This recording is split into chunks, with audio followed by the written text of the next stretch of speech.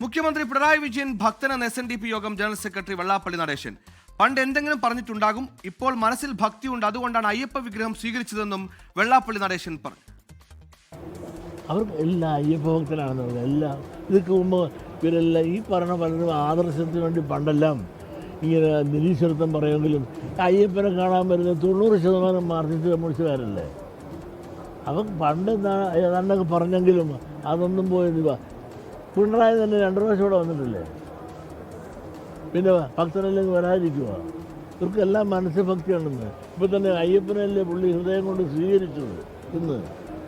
അപ്പോൾ ഭക്തനല്ലെങ്കിൽ എനിക്കത് വേണ്ടെന്ന് പറഞ്ഞാൽ മേടിച്ചില്ലേ സന്തോഷമായിട്ട്.